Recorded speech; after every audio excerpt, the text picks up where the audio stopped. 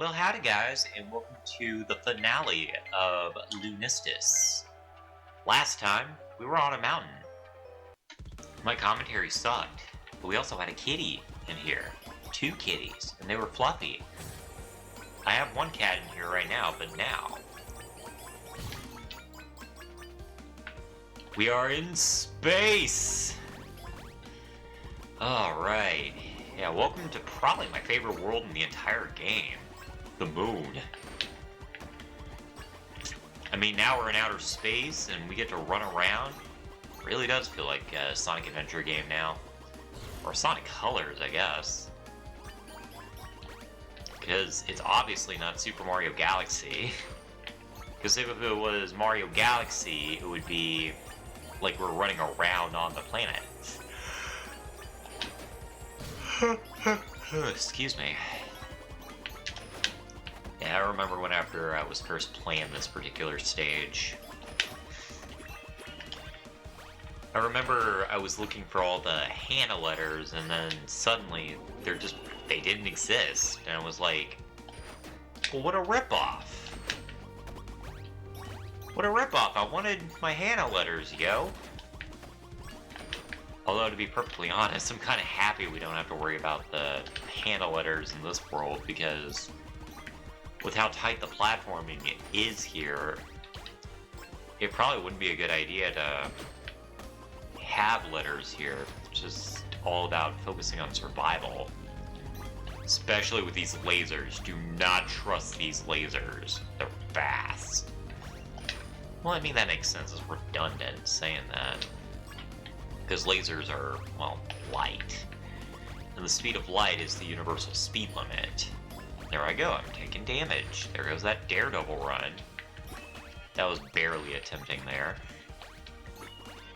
Okay, disappearing platforms have got to be like one of the scariest things for like platforming character, because if you end up like missing your jump like I did there, that's it, you're screwed.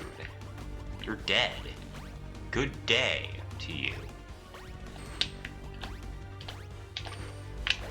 Whew, that hurt. Yeah, I remember this part very vividly. I remember when I was first playing this, it kind of roadblocked me for a while because I kept doing that. I kept running into the damn laser because I was just a hair too far to the left. It was irritating. Part of it is just because I'm so nervous. But you almost have to like let go of the control stick. It's kind of like the perfect run. You gotta trust your jumps. Unlike right there. This is not a great day to play for me. That's gotta be scary, falling into the abyss. Like falling into the abyss of space? I mean, you're gonna be falling forever. Unless you find like a planet or something to land on. But then you'd be burning through the atmosphere of said planet if it even has an atmosphere. Like imagine if you were falling onto Mercury or something, you'd be burnt by the sun or frozen solid. Unless you fell on the Terminator, but then you'd be suffocated because there's no air. It's crazy.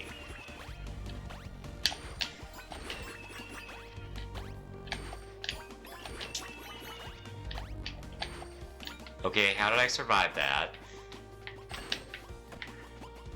Oh yeah, I should also mention, very few checkpoints here, so watch out. One bad move and you're having to repeat a lot of this.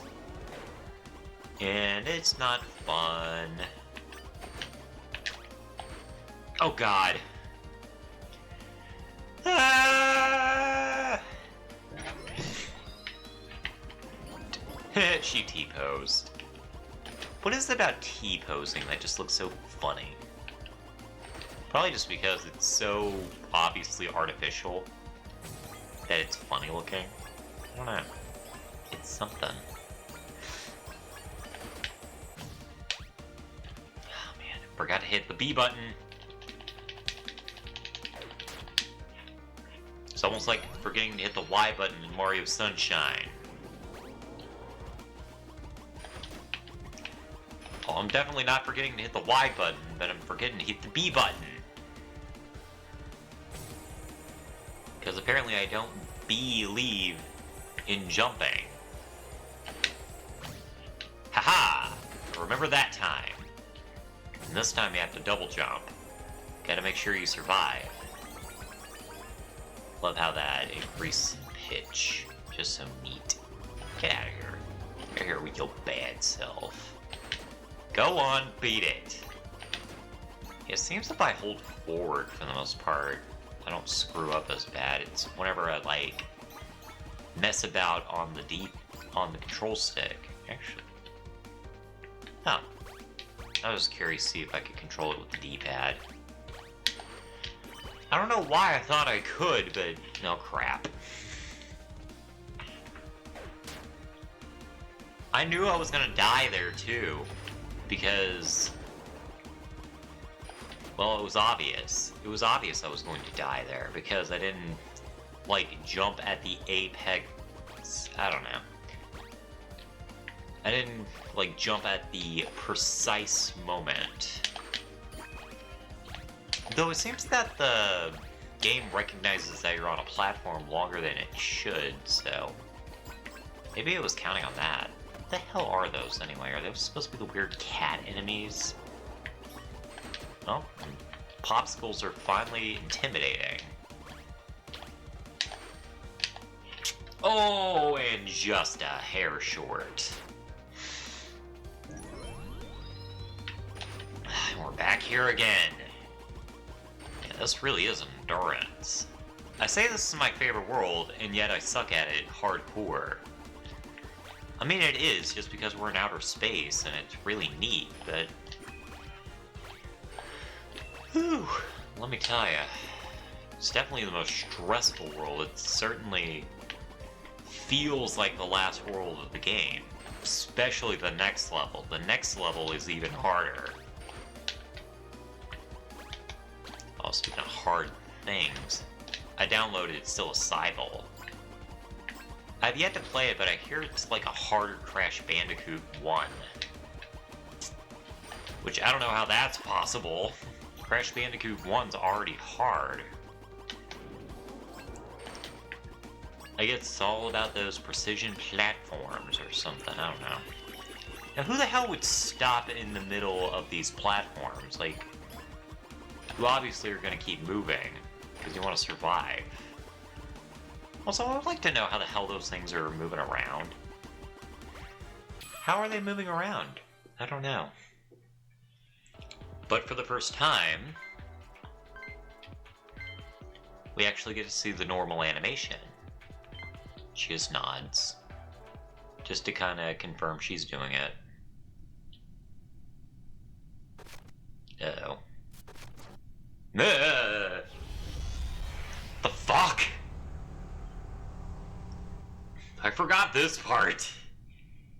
I forgot that it turned to an eyeball. Oh boy, reality's destabilizing. Yeah, I bet you didn't expect this. Whew. Yeah, the endpoint of this game is crazy. Oh, what the hell? Fucking asshole enemy placement. No, don't blame the enemy placement, just blame yourself for forgetting to hit the tail. Oh, man, way too soon. Ah, man, this is really gonna be like the perfect run video. I need to watch that video again and see how dumb it is. I mean, the Galaxy 2 playthrough, like, even though I said that Galaxy 2 wasn't, like, my favorite Mario game, it's one of my favorite playthroughs, just because I have so many memories with it. Galaxy 2 was so much fun. I mean, come on, it's more Galaxy. And how can you go wrong with more Super Mario Galaxy? Man, you ain't gonna blow me away. Hannah don't play that way. Or at least I assume she doesn't, I don't know. Oh, looks like we really are having everything put to the test. Fuck your level design!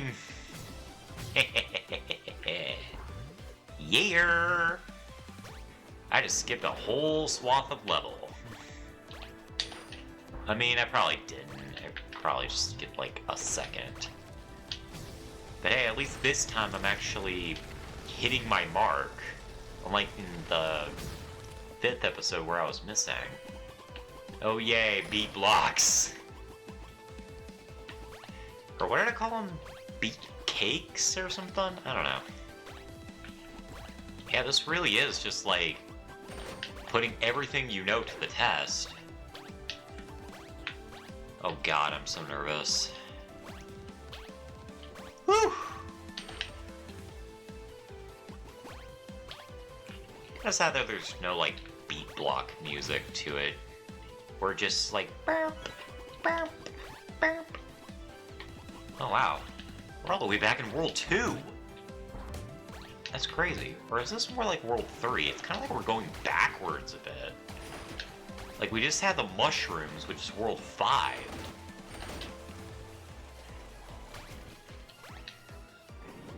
Yeah, this is World 2. This is World 2 stuff. I actually never noticed that, where it's like it's going backwards in terms of set dressing. That's actually kind of neat. I didn't think of that. Something you notice about games that you enjoy. See, that's the sign of a good game, that you're always noticing something new. Like the fact that it's showing everything that you've encountered so far, but backwards. Going from the world you most recently visited to the world that you visited least recently. How did I do that? I don't know. Now we got these platforms here. Probably should put on the brakes, but I mean, we're just so far in at this point, it won't matter.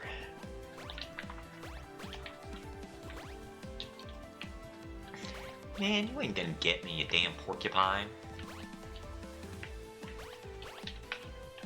Probably what's gonna get me is my bad jumping skills. Oh god!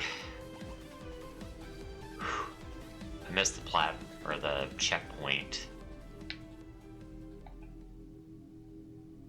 And what do we have here? Are we heading to the center of the simulation? Where are we? Whoa, dude. Are we in the end zone? Are we in the end zone from Under Hero? Where are we? Yeah, at least I did better that time. Alright. Now we click on that, and you notice that since we got every single letter in the game, we've unlocked the last level, which is this one. Welcome to Purgatory. The White Zone. A world of unfinished textures and everything. Makes you wonder, like, why more games don't do this, where if you beat the game or whatever, you go to an area that's very much like a test level. And have that be the last stage. Because, you know, it has a bunch of unfinished assets and stuff, so it'd make it extra difficult. I don't know, I think that'd be interesting. But notice now that we're inside of the glitch heaven here, that the numbers on the side are glitching out. Showing that we're not even supposed to be here. Kind of reminds me of a level, like one of those special stages you'd see in A Hat in Time or Blue Fire. I wonder if it's referencing that. I don't know. Honestly, it reminds me way more of Blue Fire, but anyway. I like that the letters are the thing that unlock each of these things.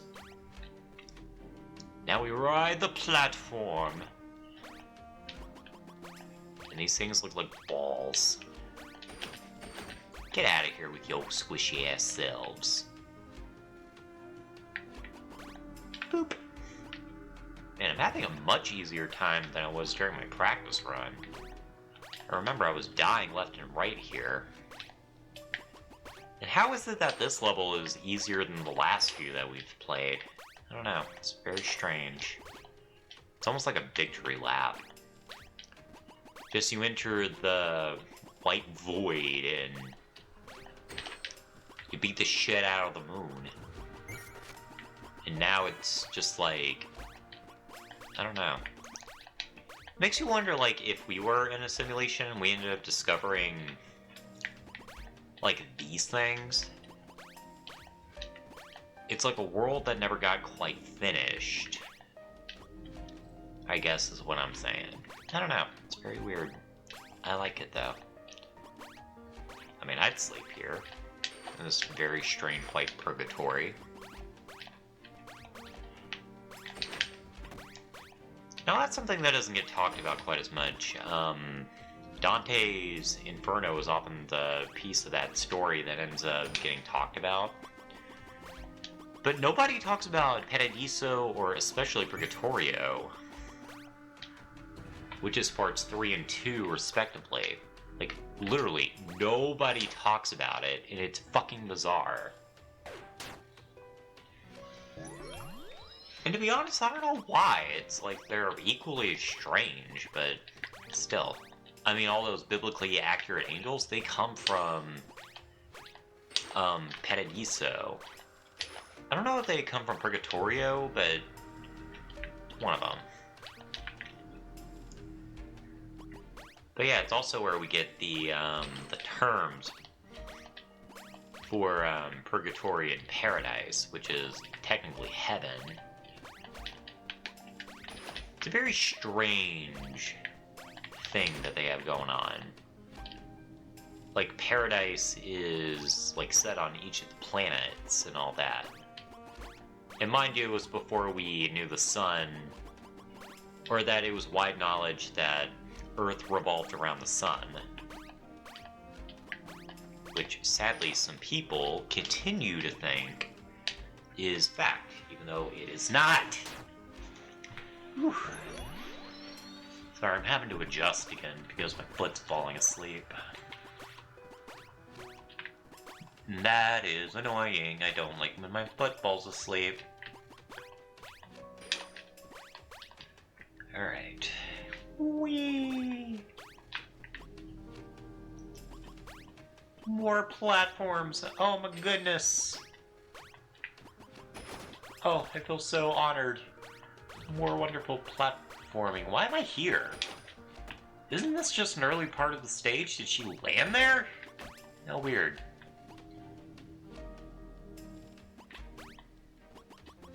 Well, I can't say I've seen that happen before. Excuse me.